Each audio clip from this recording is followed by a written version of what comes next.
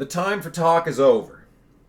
It's time for us, as a collective group, to vehemently and fully oppose NASCAR's changes that have been proposed for 2019. NASCAR is at a crossroad. As one of my favorite NASCAR Twitter journalists, Matt Weaver, put it, this could be the biggest decision that NASCAR's ever made. NASCAR's identity is on the line. I've been saying it for years. Take off the splitter. It's not that hard.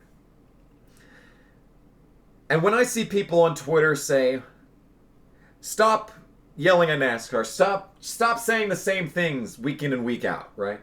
Stop telling NASCAR that the cars suck. Stop telling them that we want to see changes. Because I see people say that NASCAR knows what they're doing.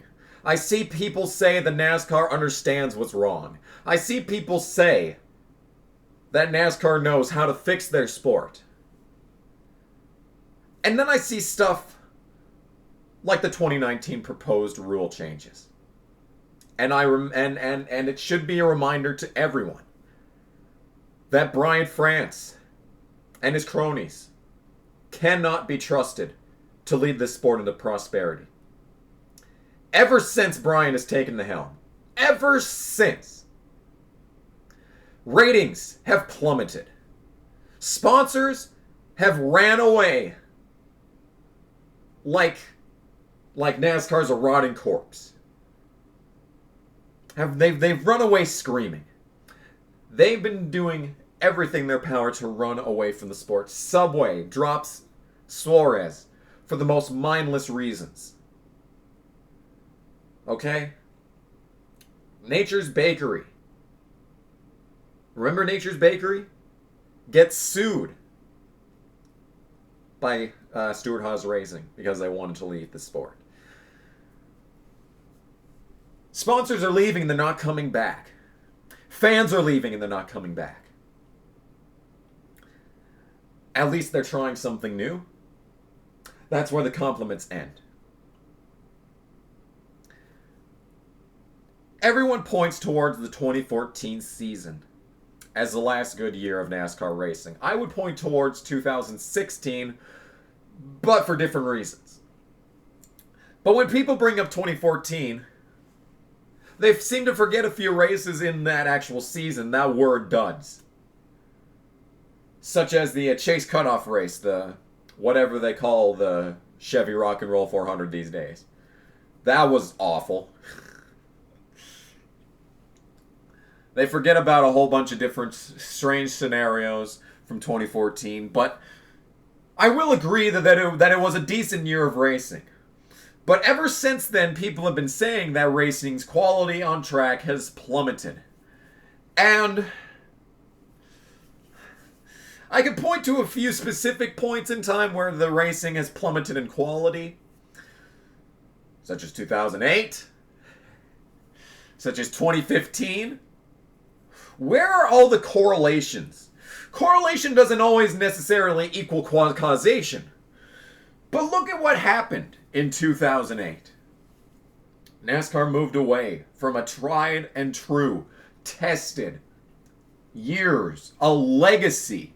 They moved away from a legacy of racing in the Gen 4 cars. The Gen 4 cars were around since 1993 for a reason. They've been putting on good shows for years. 2001 to 2004 especially. But then they move away from that. They make the cars shaped weird. They make them all asymmetrical. They give them a splitter. And then the quality of racing plummets. And how strange is it that just as it seemed NASCAR was turning a corner in 2014, just as more and more races were starting to get that competitive edge back to them, just as it seemed as if NASCAR had everything figured out, something changed. What is it that makes 2015 so awful? You look at the races and you see zero competition out front. You see zero passing through the field. The only time that you're even getting a glimpse of actual racing action on track is when the guy in second has such a fast car that it doesn't even matter what anyone else is saying. Exemplifying what makes the 2015 package terrible can be viewed fittingly in 2015's All-Star race. The final restart. Harvick has such a much faster car than Hamlin, it's not even close. But the second that Hamlin takes away Harvick's line, all that speed that he had, that gnawing horsepower, it just seemed to evaporate. And Hamlin just drove off to a win with zero fanfare. That can be mostly blamed on the splitter. That can be mostly blamed on the aero package. But the aero package alone isn't what made 2015 awful. Introduced from 2014 to 2015 was the tapered spacer. Cutting horsepower, cutting pace, increasing speed in the corners, decreasing speed on the straights. Isn't it strange that the moment that we saw less off-throttle time,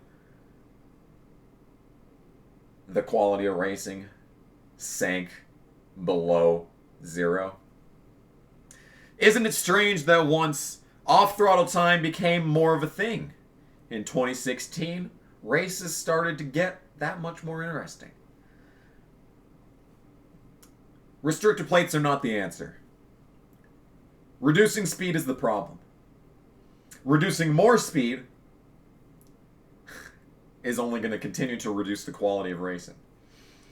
And you can point and scream at the All-Star race all that you want. But the fact of the matter is, it was just the same thing as the Coke 600, except the cars were a bit closer. Stage 3 of the Open. That was pretty good. That was pretty good. But did you see Stage 3 of the Open through the entirety of the All-Star race? Did we see anything close to Stage 3 of the Open in the actual All-Star race? Like, occasionally this package this season has had its moments. I mean, Richmond was great. But why base an entire season off of one moment? Why not try to create more great moments instead of more holy shit moments? And let me say one more thing about holy shit moments. When you keep saying holy shit, it loses its weight. When you keep seeing the same holy shit moments over and over, that holy shit becomes, well, yeah, we knew that would happen. It's happened 5 times already in this race. You take a look at Daytona and Talladega.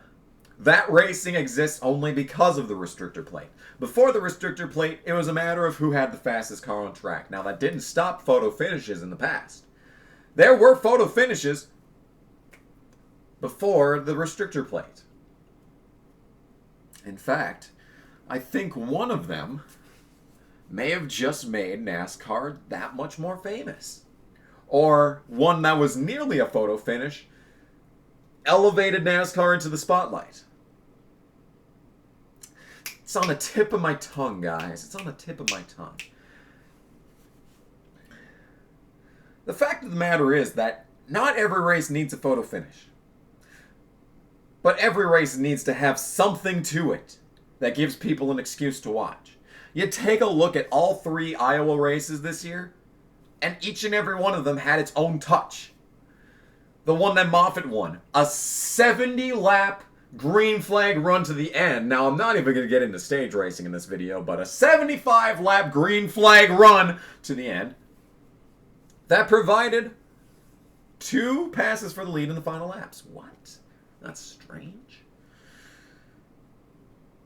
How about both Xfinity races this season? Sure, they were caution riddled at the end, But did you see all that racing action that took place in the middle part of the race? The middle part of the race is what everyone forgets. The middle part of the race needs to have everything that the start of a race has and the end of a race has.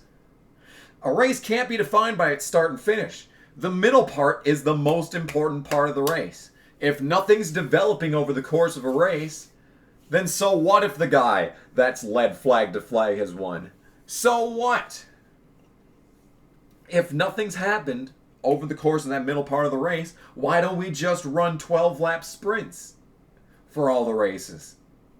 Why don't we just do that? The middle part of the race is the most important part of the race. And you saw the middle part of the race starting to flourish. You saw the middle part of the race at Richmond earlier this year. Truex leads early. Fuckhead Logano, I mean, at least he made the race interesting, but you saw how the race was developing. Kyle Busch started in 36. He was up in the top 10. Eric Almirola started 21st. He was charging down the leader at the end of stage 1. So much happened in stage 1. So much. I think stage 1 of Richmond had more develop than a good 10 races in 2015. Now, I know I'm kind of getting away from the subject of restrictor plates not being the answer, but do you think that restrictor plates would have made that more interesting? Do you think that less off-throttle time would have allowed those tires to degrade, would have let comers come and goers go? When everyone's driving the race the exact same way, that's when races turn to shit. Did anyone else watch Atlanta? Harvick had his own style, and all of the crew chiefs, all of the spotters relayed this shit to their drivers. And all the drivers started trying to do the same thing as Harvick. And when that happened, how is anyone surprised that Harvick drove away from everyone? Because I just don't get it. We know how to make races interesting again. We know what made races good from 2001 to 2003. The cars that race those races are sitting in the Hall of Fames. They're sitting in Dale Jr.'s graveyard. We can see what made racing good. We're not flying blind here. We're not blindfolded trying to figure out, what if we put restrictor plates on? Maybe that will make things good. I don't know why Brian France sounds like John Laurinaitis in this situation, but whatever. Maybe if we put restrictor plates on. I mean, we've never tried this before, except for in 2000 in New Hampshire. We've never tried this before. Maybe it will work. We know how to make racing good.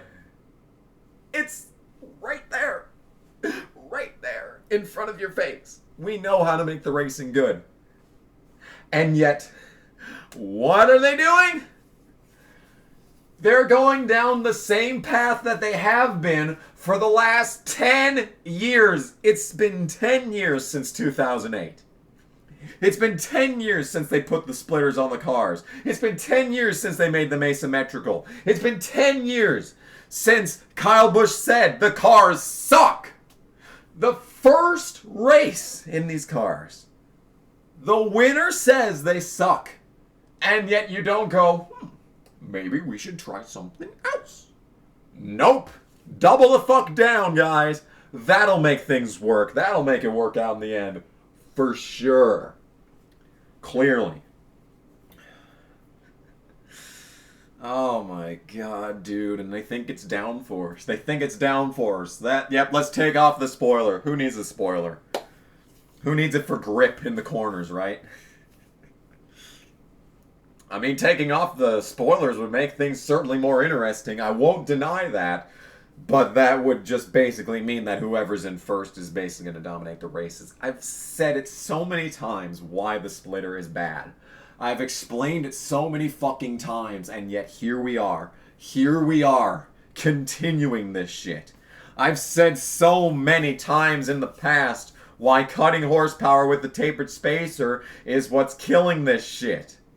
And what the fuck are they doing? They're cutting more horsepower.